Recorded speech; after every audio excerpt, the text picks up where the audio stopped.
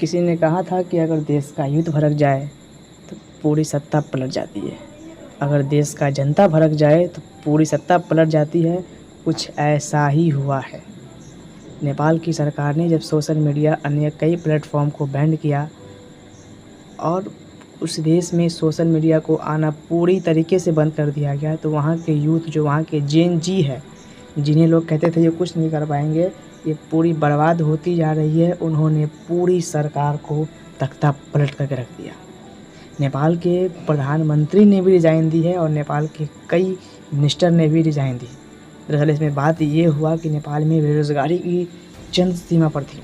लोगों ने इसके खिलाफ सरकार के आगे प्रोटेस्ट किया, बट सरकार ने कोई जवाब नहीं दिया और नेपाल के लॉ एंड ऑर्डर ने जनता की बात और नौजवानों की बात नहीं सुनी।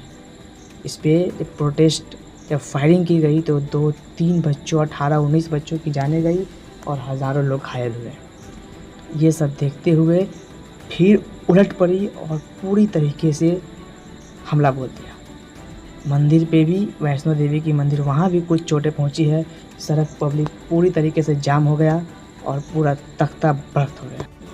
नेपाल के जेन जी ने वो कर दिखाया जो कि इस देश के लिए एक सबक है, जो कि कहते हैं कि जनता कुछ नहीं है।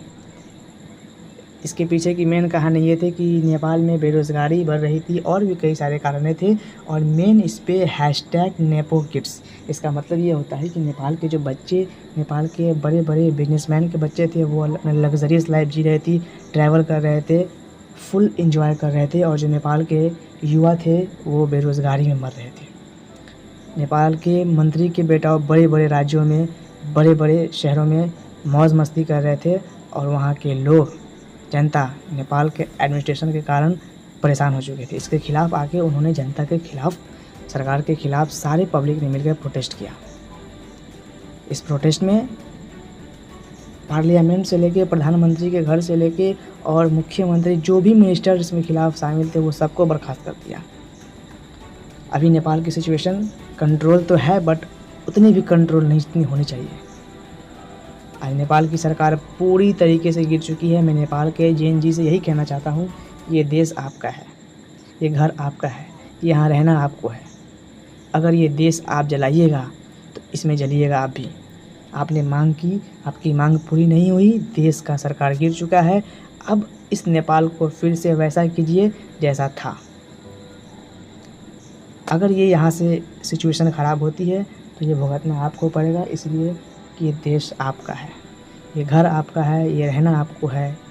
इस देश, ये घर, ये पानी, सब कुछ आपका है।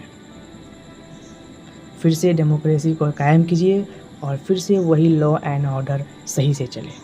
इस बात से ये सबक मिलती है कि जनता को, कोई भी सरकार हो, कोई भी देश हो, अगर उसकी बात को दबाएगी तो जनता बर्दाश्त नहीं करेगी।